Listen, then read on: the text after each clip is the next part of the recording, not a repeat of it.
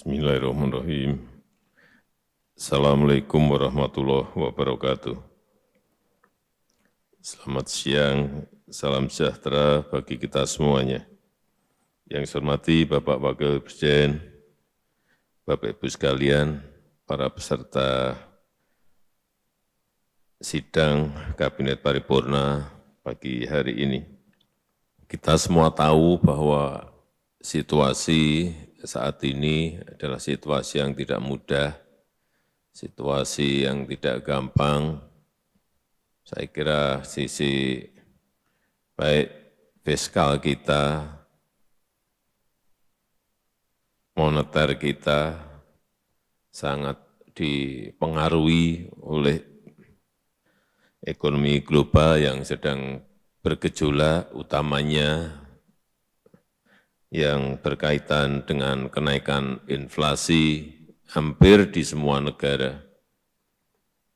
Kesadaran ini harus kita miliki dan dampak itu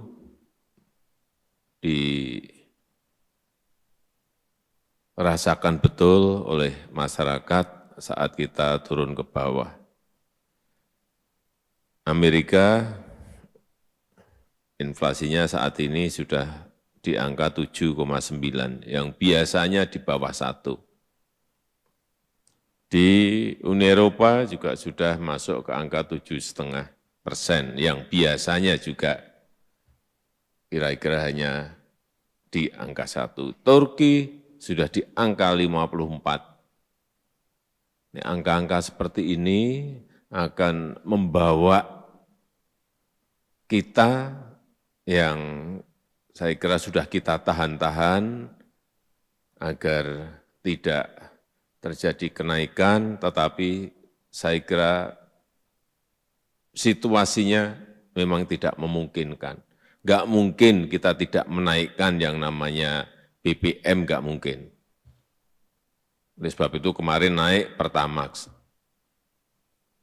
Oleh sebab itu kewaspadaan yang tinggi ini harus setiap hari, setiap minggu harus dihitung terus bagaimana harga gas dan terutama memang selain harga energi dan juga harga pangan. Dua hal ini yang menjadi sangat-sangat penting sekali untuk terus kita waspadai bersama dan harus selalu dirapatkan, dikonsolidasikan agar tidak keliru dalam mengambil keputusan. Dan sekali lagi, selain rakyat, hampir di semua negara sudah mengalami ini, kita, masyarakat kita, rakyat kita juga mulai merasakan dampaknya dari kenaikan inflasi, kenaikan energi, kenaikan harga bahan pangan. Barang-barang kebutuhan pokok juga sudah mulai naik. Hati-hati, utamanya masalah ketersediaan, pasokan, dua hal tadi, pangan maupun energi, apalagi ini menjelang Lebaran. Oleh sebab itu, seluruh yang hadir di sini, anggota kabinet, kepada semua menteri, kepala lembaga, agar kebijakan yang diambil itu tepat. Sikap-sikap kita, kebijakan-kebijakan kita, pernyataan-pernyataan kita harus memiliki sense of crisis. Harus sensitif terhadap kesulitan-kesulitan rakyat. Jangan sampai kita ini seperti biasanya dan tidak dianggap oleh masyarakat enggak melakukan apa-apa. Tidak ada statement, tidak ada komunikasi, harga minyak goreng sudah 4 bulan, tidak ada penjelasan apa-apa, kenapa ini terjadi. Yang kedua, Pertamax Menteri juga tidak memberikan penjelasan apa-apa mengenai ini. Hati-hati. Kenapa pertama ceritain dong kepada rakyat, ada empati kita gitu loh. Nggak ada. Yang berkaitan dengan energi nggak ada. Itu yang namanya memiliki sense of crisis yang tinggi. Terutama betul-betul saya minta ini yang berkaitan dengan kebutuhan pokok, dirumuskan betul, tidak hanya urusan minyak goreng, tetapi dilihat satu persatu urusan beras seperti apa, urusan kedelai nanti akan seperti apa, urusan gandum nanti akan seperti apa. Kalau kerja enggak detail, kerja enggak betul-betul dilihat betul, dan kita ini diam semuanya, enggak ada statement, hati-hati. Dianggap kita ini enggak ngapa-ngapain, enggak kerja, atau mungkin juga enggak ngapa-ngapain, mungkin enggak kerja. Sekali lagi, merumuskan kebijakan yang tepat, melakukan langkah-langkah dan kepemimpinan yang cepat di lapangan, dan memberikan sekali lagi pernyataan yang sangat berempati kepada rakyat. Hati-hati, arus mudik ini bisa di luar perkiraan kita. Oleh sebab itu semua Kapolri dibantu TNI, Menteri Perhubungan, yang dikoordinasi Pak Menko betul-betul menyiapkan ini, jangan sampai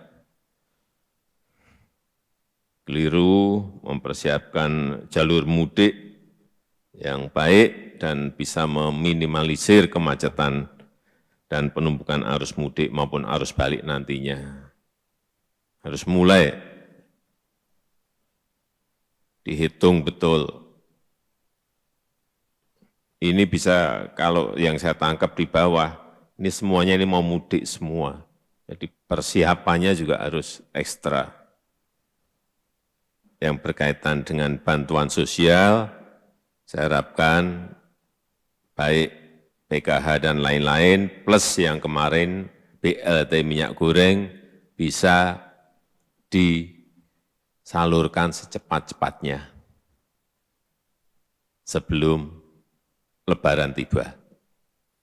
Syukur dalam minggu-minggu ini sudah bisa, sebagian sudah tersalurkan.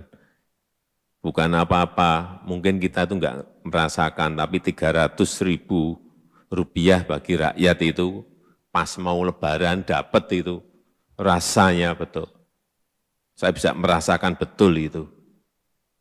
Senangnya kalau bisa memegang uang itu, yang bisa dipakai untuk membeli minyak goreng dan kebutuhan-kebutuhan pokok lainnya.